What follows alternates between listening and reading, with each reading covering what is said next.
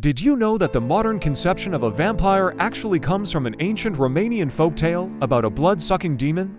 Well, today we're going to be telling the story of that demon, who is known as the Strigoi. So if you like tales of blood-sucking demons, then stay tuned. The origins of vampires can be traced all the way back to ancient Romania, where the creature was known as the Strigoi. This blood-sucking demon was said to have the ability to possess the bodies of the living, causing them to bloat, rise from their graves, and drink the blood of family members. And while Bram Stoker may have written the definitive vampire novel in 1897, the roots of the Strigoi tale goes back centuries before that. Our first written record of the Strigoi comes from 1732, when a ruler of Wallachia wrote to the Austrian government asking for permission to kill witches. According to the ruler, there was a great proliferation of witchcraft in his domain, and he needed help dealing with it. And if you're curious what this has to do with vampires, well, apparently witches were often accused of using blood-sucking demons as familiars. When the Austrians arrived to help him deal with the supposed witch problem, they found hundreds of women accused of witchcraft. Many of these women willingly confessed to making deals with the devil and claimed that they had knowledge over how to raise the Strigoi. However, when questioned, many of the men accused of being warlocks refused to speak. So the Austrian official decided to execute them anyway, believing that they were guilty. After they were killed, the officials allegedly felt that something left their bodies, at which point the executions were halted and mass hysteria ensued. While historians argue about the legitimacy of this story, one thing is certain: this account helped spread awareness of the Strigoi throughout Europe. Unfortunately, the story only gets more insane from here. In 1735, the same ruler who had requested help from the Austrians was executed himself, supposedly for heresy and sodomy. But some say he was really killed because he tried to defend his people from the increasingly intrusive Austrians.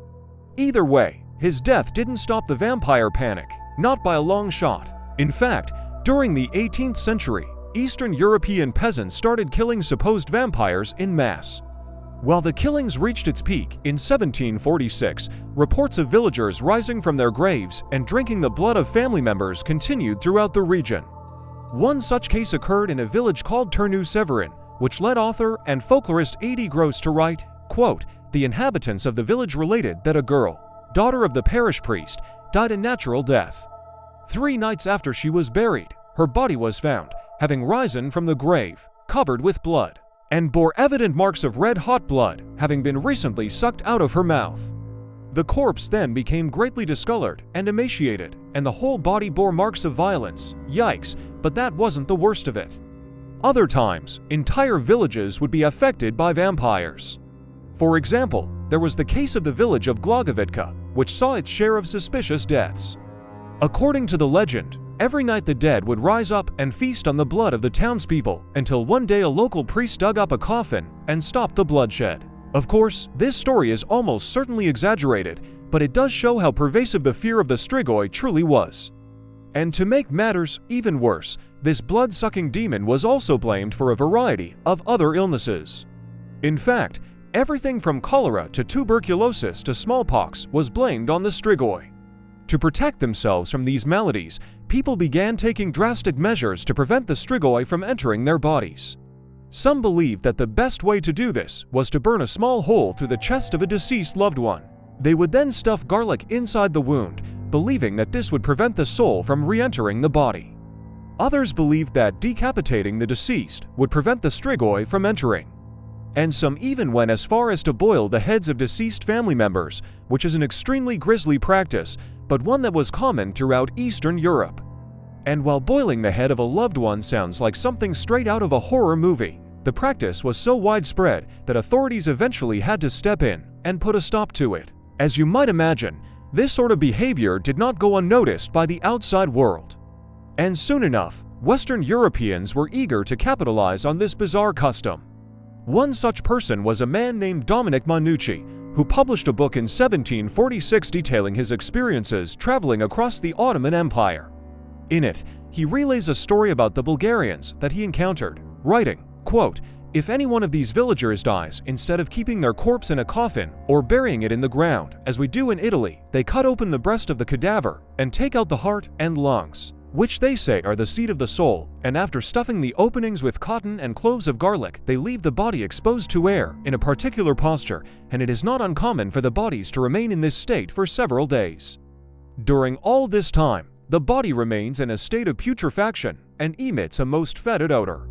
They claim that in doing this they keep the evil spirit from entering the body again, which otherwise would use the corpse as a vessel, producing horrible effects and working all kinds of mischief. While stories of the Strigoi had been circulating in Romania for decades before this, Munchi's first-hand account helped introduce the rest of Europe to the horrors of this blood-sucking demon. His description of the methods used to prevent the Strigoi from entering a body are eerily similar to the methods used in modern vampire lore. As such, some scholars believe that it was stories like this one that inspired Bram Stoker to create Dracula. However, despite the claims made in Munchi's book, there is no evidence that the ancient Romanians actually believed that the Strigoi possessed corpses and caused them to bloat and rise from their graves. In fact, the belief that vampires rose from their graves was actually a misinterpretation of a much older folk tale.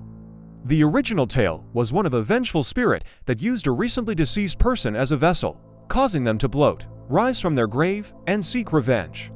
Over time, this folktale merged with the Christian belief in blood-sucking demons, and the Strigoi was born. Unlike Stoker's version of Dracula, though, the Strigoi wasn't just any old blood-sucking demon. No, the Strigoi was the child of the devil himself. According to legend, the Strigoi was the son of Satan and the embodiment of evil. He was said to have the power to bring disease, misfortune, and death to anyone who crossed him, and he was particularly fond of preying on young children. To protect themselves from the Strigoi, parents would often put garlic around their homes and churchyards, and they would also warn their children never to speak to a stranger who came to their door at night, because the Strigoi often disguised himself as a traveler in order to lure unsuspecting victims into his clutches. In addition to his ability to bring harm to those around him, the Strigoi was also said to have a number of supernatural powers. He could shapeshift into a variety of animals, and he was also able to possess the bodies of the living. When the Strigoi possessed a person, he would cause them to behave erratically and violently, and he would also compel them to do his bidding. In some cases, the Strigoi would use his host to commit unspeakable acts, and then he would eventually move on to his next victim. So now you know that the Strigoi was a pretty terrifying creature, but how exactly did it enter the bodies of its victims? Well, according to legend, the Strigoi had a number of ways of getting into a person. Sometimes he would simply enter a person's body through their mouth. In other cases, he would find a wound or a sore on a person's body and enter through that. And in some cases, he would even enter a person's body through their anus. Once inside a person's body, the Strigoi would cause them to bloat, rise from their graves, and drink the blood of family members. Now, I know what you're probably thinking. The Strigoi sounds nothing like Stoker's version of Dracula. Well, let me tell you, the similarities are uncanny. Both creatures are said to have a voracious appetite for blood, and both are said to be able to possess the bodies of the living. In fact, the Strigoi is often described as being able to transform into a mist or vapor, which is a lot like Stoker's description of Dracula shape-shifting into a wolf or a bat. All of this leads us to believe that Stoker likely used Romanian folklore as inspiration for his creation of Dracula. After all, Stoker had a fascination with Eastern Europe, and he even traveled to the region in 1879. It was during this trip that he likely heard tales of the Strigoi and other blood-sucking demons, and he decided to use these stories as inspiration for his own novel. Today, the Strigoi is largely forgotten outside of Romanian folklore, but once upon a time, it was one of the most feared creatures in all of Europe. Its ability to possess the bodies of the living and cause them to bloat, rise from their graves, and drink the blood of family members was enough to strike fear into the hearts of even the bravest souls. Thank you for watching.